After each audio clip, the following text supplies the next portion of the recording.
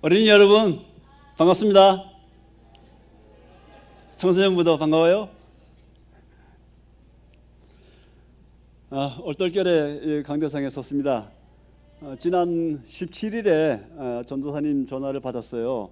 오는 교회 교육주일에 청소년부를 대표해서 하늘 뜻패기를 해달라는 거였는데요. 제가 교회 학교 교사를 신청할 때 목회자들 또 선생님들이 저한테 뭔가를 부탁을 하면 무조건 다 수용해야지 이런 생각을 했습니다. 직장 생활도 그런 대로 마무리를 했고 또 나이도 철들 만큼 먹었는데 거절하면 또 얼마나 실망이 크겠습니까?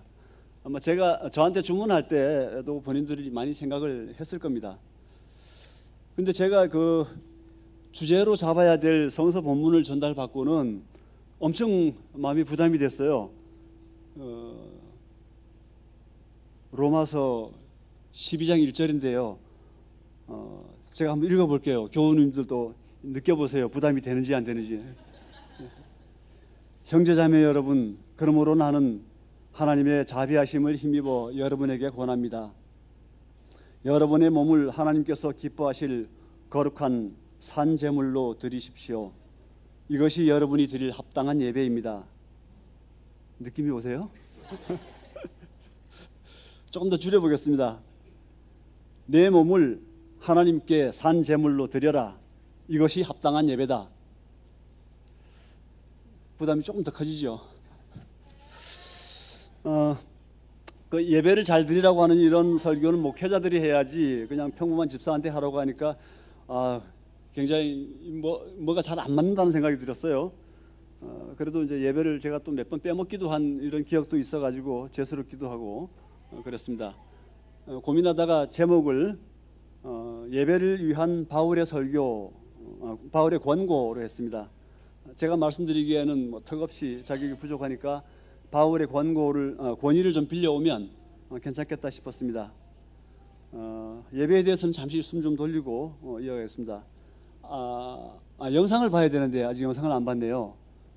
저기 방송실 영상 좀 보여주시겠어요?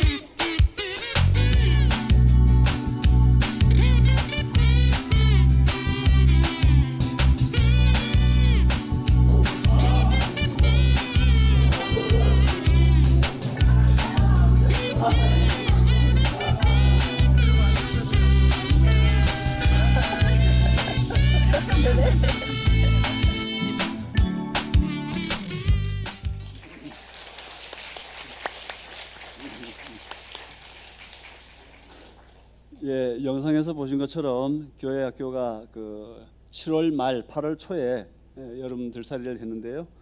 유아유치부는 7월 21일 교회에서 했고 어린이부는 7월 26일부터 28일까지 향린 수양관에서 하다가 날씨도 안 좋고 정전도 되고 이래서 교회로 들어와서 했습니다. 모두 고생을 많이 했죠. 청소년부는 8월 2일부터 4일까지 향린 수양관에서 했는데요. 습기가 너무 많아가지고 교회로 돌아갈까 뭐 이렇게 하다가도 그냥 몇 가지 응급처치를 한 다음에 그대로 계획한 대로 진행을 했습니다. 교회 학교 여름 들살이 주제는 함께 예배드려요 였습니다. 영상을 보셨지만 그래도 제가 말씀드린 중에 몇 가지 사진을 좀 같이 보여드리겠습니다. 저는 청소년부 교사이기 때문에 청소년부와 들살이를 같이 하는데요. 지금 돌이켜보니까 함께 예배드려요라는 주제에서 이제 함께에 대한 기억은 많이 남아 있습니다. 근데 예배에 대한 기억은 좀 흐릿해졌어요. 아마도 함께 이럴 때 전태일 열사 또 장애인 인권 뭐 이런 문제를 많이 다루었고 또 서로 어울리는 활동도 많이 했기 때문에 그럴 겁니다. 근데 예배에 대해서는 뭐 시장 예배, 마침 예배 이렇게 같이 들었지만 크게 인상적이지는 않았어요. 함께 예배드려요 였기 때문에 이 주제에 대해서 조금 더 깊이 있는 프로그램이 이루어졌으면 좋겠다 하는 이런 아쉬움이 좀 남긴 합니다. 예배를 주제로 다시 말씀을 드리겠습니다. 바울이 한 권고이기 때문에 바울을 검색해 봤어요. 저도 디지털 세대라서 글자는 안 읽고 영상만 봤습니다. 이미지 검색을 하니까 바울이 보이는데요. 누가 그랬는지 모르지만 하여튼 여러 영상 중에서 이게 가장 인상적이었습니다. 여러분의 몸을 하나님께 거룩한 산제물로 드리십시오. 이것이 여러분이 드릴 합당한 예배입니다. 꼭 이렇게 말하는 것 같은 느낌이 들었어요. 몸을 산제물로 하나님께 드리라 이런 말을 들으면 옛날에 아브라함이 이삭을 바친 장면을 연상하게 되는데요. 바울이 그런 뜻으로 말한 것은 아닙니다. 몸을 바치라는 말은 온 몸과 영혼을 다해서 하나님을 섬기라는 뜻입니다. 예수님도 내 마음을 다하고 내 목숨을 다하고 내 뜻을 다하여 주 너의 하나님을 사랑하여라 하였으니 이것이 가장 중요하고 으뜸 가는 계명이다 이렇게 가르쳤죠. 바울이 고린도전서 6장 3절에서는 몸은 주님을 위해 있고 주님은 몸을 위해 계신다 뭐 이런 구절이 있습니다. 몸은 그냥 살덩어리가 아니라 주님을 위해 사용되는 도구라는 뜻입니다. 베드로는 소아시아 지방에 흩어져 있는 그리스도인들에게 이와 비슷한 말을 합니다. 베드로전서 2장 5절 9절에 이런 말이 있는데요. 여러분은 신령한 집이고 성전이란 말이죠. 신령한 제사를 드리는 제사장이라 이렇게 말합니다. 택하심을 받은 족속이고 왕과 같은 제사장이고 거룩한 민족이고 하나님의 소유가 된 백성이라고 말합니다. 그러니까 바울이 몸을 하나님께 산 제물로 드리라 이렇게 한 말은 그렇게 생뚱맞은 게 아닙니다. 우리 인생을 온전히 하나님께 바쳐서 하나님을 위해서 살라는 말이죠. 그러니까 하나님께 합당한 예배는 우리의 인생을 전부 하나님께 바치는 것이라 하겠습니다. 제가 춘천에서 대학 1학년 다닐 때 친구 게임에 빠져가지고 교회 다니기 시작했습니다. 2학년 때 이제 봄에 세례를 받았는데요. 세례를 신청할 때부터 이제 교회 학교 교사를 했습니다. 춘천을 떠나가지고 춘천을 떠날 때까지 그냥 쭉 교사를 했기 때문에 대충 세보니까 한 20년 됩니다. 어린이부, 중고등부 두루두루 거쳤습니다. 잠깐 물 좀 마시고 갈게요. 너무 긴장돼서.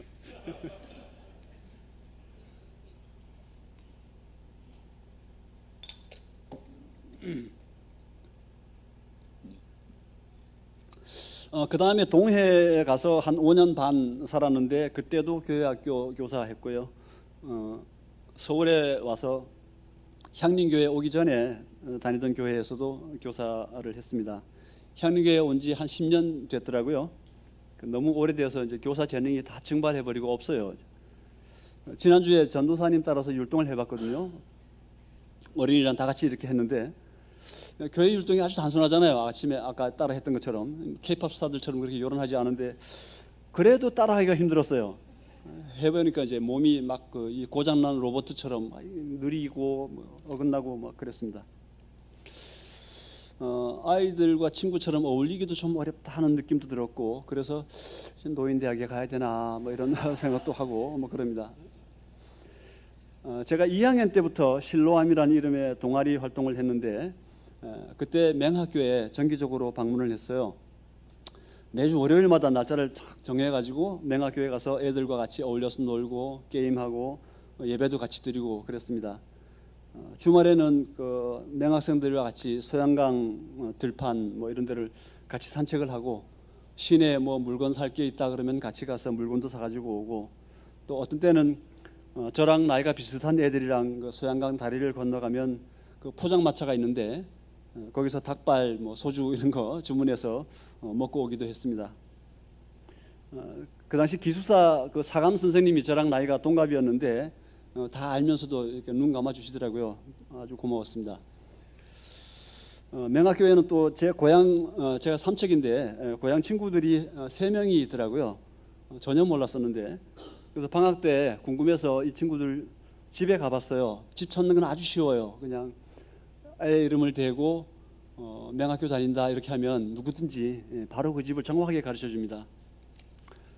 다 가난했는데 보니까 한 명은 아주 평범하게 동네 사람들과도 잘 어울리고 집안 식구들과도 같이 잘 어울렸고, 또 한 명은 집안 식구들하고만 잘 어울리는 것 같고, 또 한 명은 그냥 시장통에서 부모님이 장사를 하는데 그냥 골방에 이렇게 방치되어 있었어요. 그래서 굉장히 마음이 아팠습니다.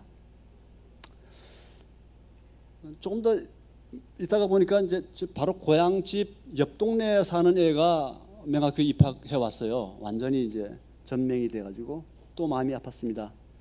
이제 그의 아버지는 우리 아버지랑 친구였거든요. 저도 그래서 그 애랑 애는 그 나중에 봤지만 아버지랑 같이 어울려서 이야기도 나누고 그렇게 했던 사이입니다.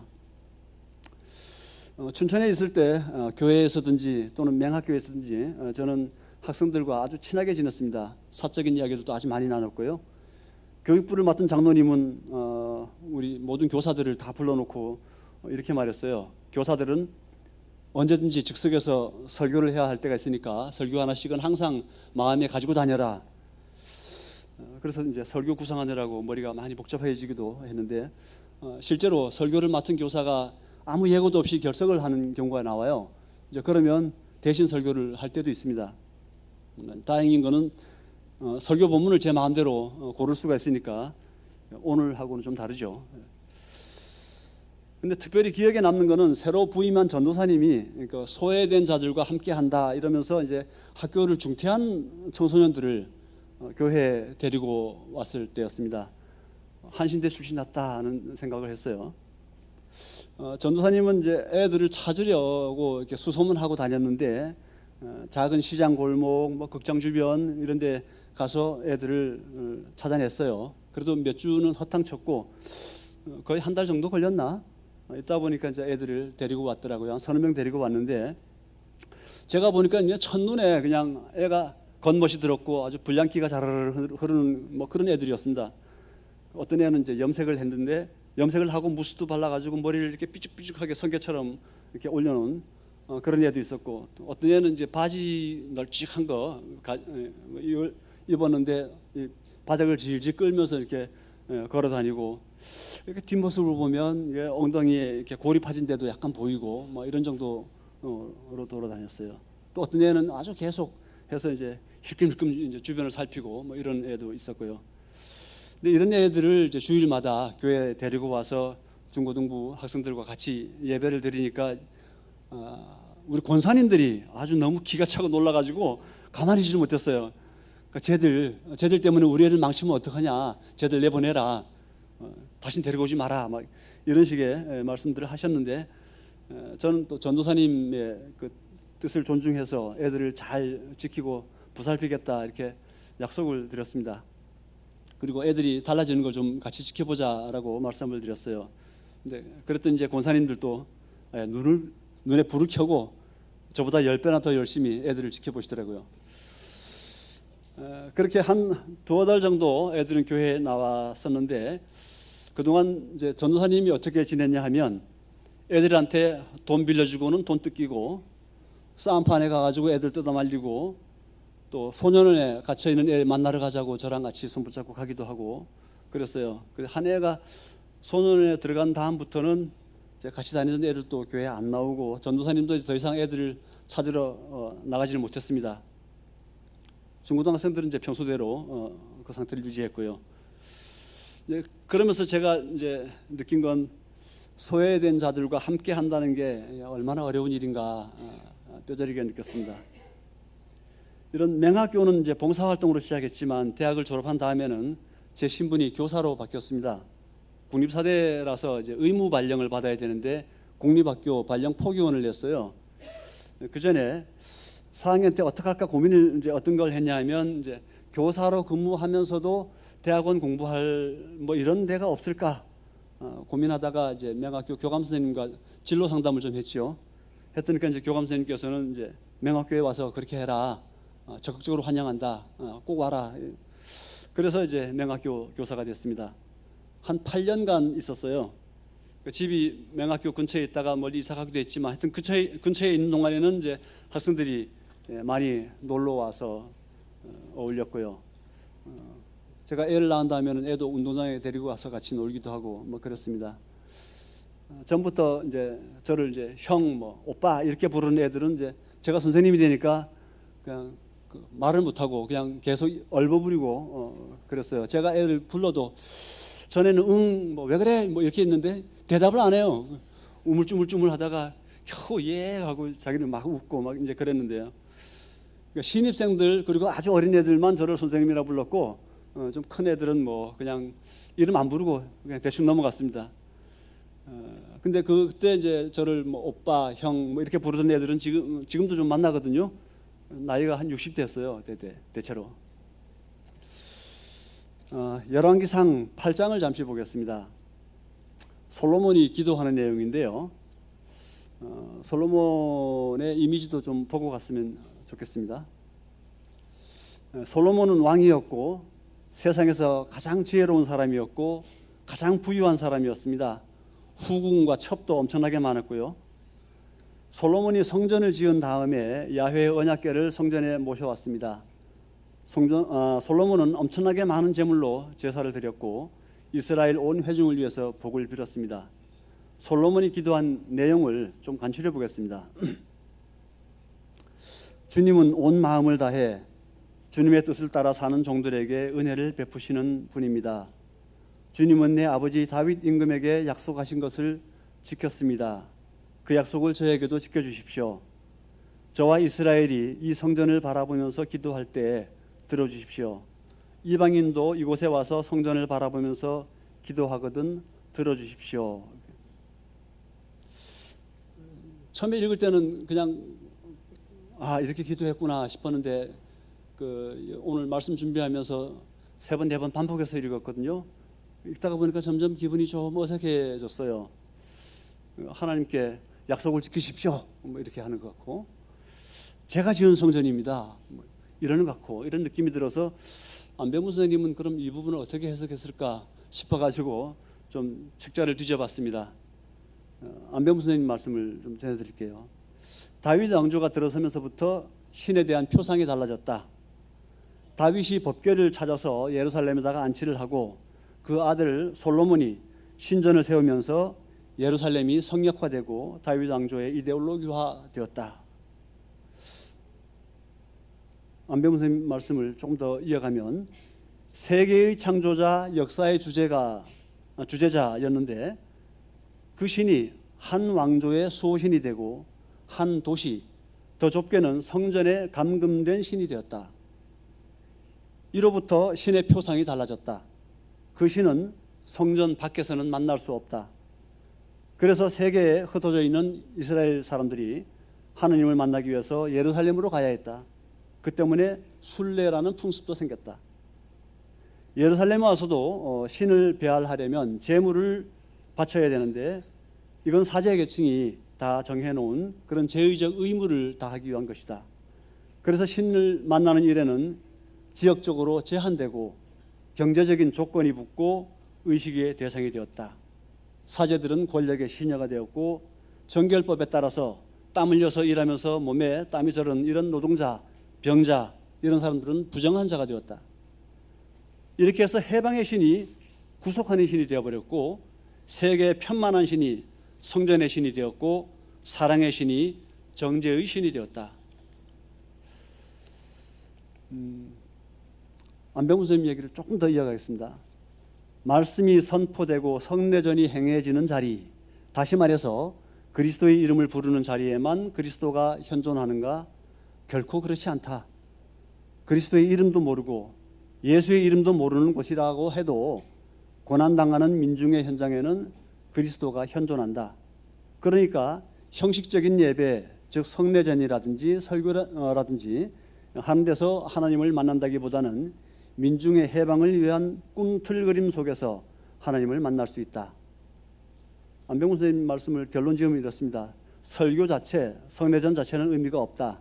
설교가 역사 속에서 사건을 일으킬 때, 성례전도 역시 예수의 살과 피를 먹고 마시듯이 역사 안에서 함께 나누어 먹는 사건으로 화할 때 거기서 하나님을 만날 수 있다. 기도도 마찬가지다.